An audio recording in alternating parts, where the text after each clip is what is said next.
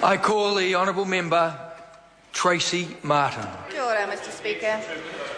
I'd just like to open, sir, by actually acknowledging that this is a very, very difficult situation. It's difficult for Christchurch, it's difficult for Waimakariri and all the areas of Selwyn that are involved in this. It's difficult for the government. It's difficult for every single one of us in Parliament to try and do the best by the people and the children and the families in Christchurch. But unfortunately, I'm going to have to say this was badly done, Minister. And I don't know who advises you, ma'am, but again, somebody has advised you badly about how to actually communicate and consult with communities. I beg your pardon, Mr Chair. Somebody, Minister, has advised badly on how to go about this process. I want to take a moment to talk about the third round of consultation that the Minister is talking about, and let's just talk about the first two rounds of consultation. The word consultation actually means to seek information and advice from, to take into account feelings and interests. Right. Now, the first two, and it's quite clearly outlined in the directions for educational renewal in Greater Christchurch, the first round of consultation actually involved focus groups with invited stakeholders. Now, it's of interest. How wide did that stakeholder invitation go? How many of the parents in these communities were invited to those focus groups? Were they advertised in the paper? Were they just the businesses? Were the principals and the boards of trustees also on that invitation list?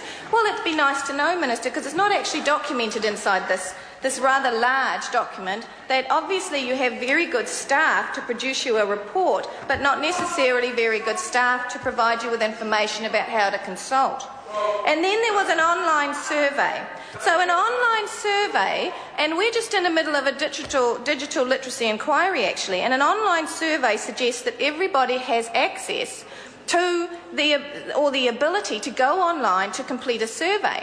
So that makes an assumption that all demographics inside an incredibly damaged area of New Zealand have access to get online to complete this survey. It also beggars the question, how was the fact that this online survey was available for this input, how was that advertised? Were all the parents of these schools, were they all given that information and the link to the survey through their school newsletters? Because what's interesting is, of all the hundreds and hundreds of people that are affected by this, the number of submissions that received, and what is also interesting is the questions that were asked. Some of them have nothing to do with what it is that the Minister announced the other day, useful information perhaps, but they're included inside this report that have no relevance. But one question that is relevant, however, is question 8, which is how important is it to plan for fewer but larger schools where learners may get a richer experience, even if it means children may have to travel a bit further. Now, this was the least supported proposal by every submitter. It was the most answered question inside the survey from the Ministry. It was the least supported proposal, and yet, when it's dumped on these parents and communities, this is actually probably one of the most strongly supported proposals by the government and by the Minister. And I would suggest that this statement that sits on the front of the Greater Christchurch Information Pact, an opportunity plus innovation to enhance education across Greater Christchurch, cannot be read in any other way than actually the government's decided to take a few ideas that some sort of elite educationalists or members high up in the Ministry sitting somewhere in the middle of Wellington think would be a cool thing to do, and decide to launch it into this city. And they may be a very cool thing to do, Minister. They may be some great ideas, but you have to extend the way you consult. Order. I beg your pardon, the Minister must extend the way they consult. And I think once again the government has underestimated the connection that communities have with their schools. Yes. Once again, they have underestimated the people of Christchurch. They are realistic, the people of Christchurch. They have lived through some disastrous times, a natural disaster never witnessed before in my lifetime, in most of the people in this Parliament's lifetime.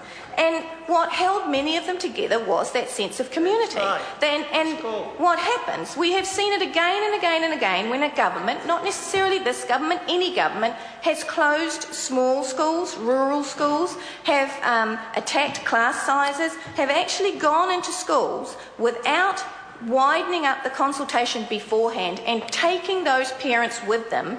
They run into a brick wall. And I can only suggest that the government needs to learn from the way that they do these things, that there is a better way. And it is to not run a focus group, it is not to run an online survey, it is to actually participate on a one-on-one level and give the community some sense of real input that they might be able to trust. Now, I also want to note that the Minister on a Māori TV interview last night did make mention that one of the criteria which some of these schools that have been selected to close, one of the criteria that was based on was academic performance. That's the first time, Minister, that we actually start moving into this area, which is well known among charter schools, in the America, is that when there is a standardised testing regime, that if the school doesn't meet the standardised testing regime, the state comes in and closes you down. And what happens, unfortunately, is why we deal with why it's so prevalent around people who believe in charter schools is because they believe that another private business will pop up and actually fill that space. But I also recognise that in the same interview on Māori television, the Minister poo-pooed the concerns by the two kura kaupapa that they would be merged into a single charter school. And the Minister quite rightly pointed out that that legislation around charter schools has not come into this House yet. So therefore there's no mechanism by which a charter school can be formed. She's quite right. But why should the people of Christchurch take any comfort in that, Minister, considering that just last week we had the Advanced Technology Institute bill that needed to come into this House for first reading, but the establishment board had already been established. The government continues to hold on to its one-vote majority in this House to force things through. The fact that the legislation is not here yet is cold comfort. And I think that the Minister needs to, and her staff and the ministry staff need to go out there and be an awful lot clearer with regard to these communities and start building back up some trust. Because also only that week, last week, an elected body, the ability to have an elected body in the same area was denied to them by another minister in this House. So trust is pretty thin on the ground in Christchurch. It's pretty thin on the ground actually in a lot of places throughout New Zealand.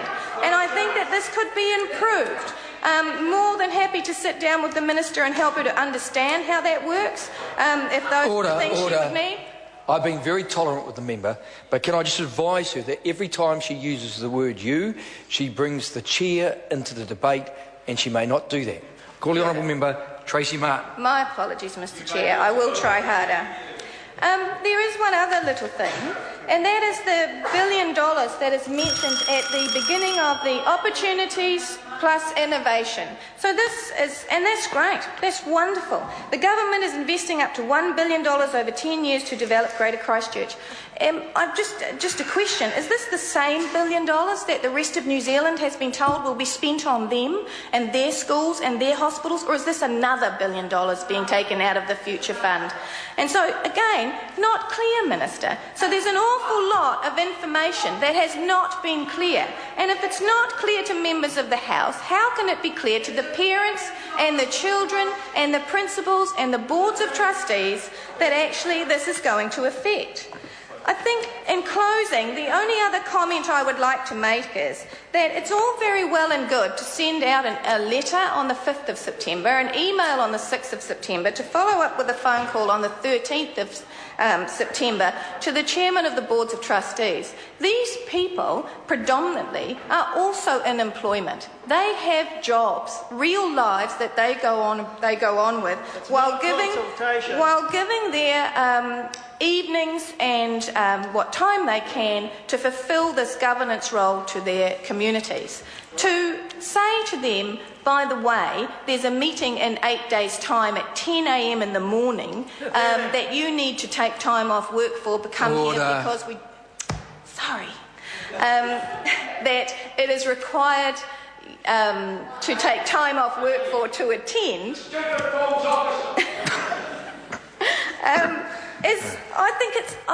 I think it's outside the bounds of reality, Minister. I think it's very hard, and this message has been badly delivered, incredibly badly delivered, and really, whoever is advising the Minister needs to do better. I call the honourable member to Uraroa Flavel. Tēnā koe, Mr Flavel. Tēnā koe.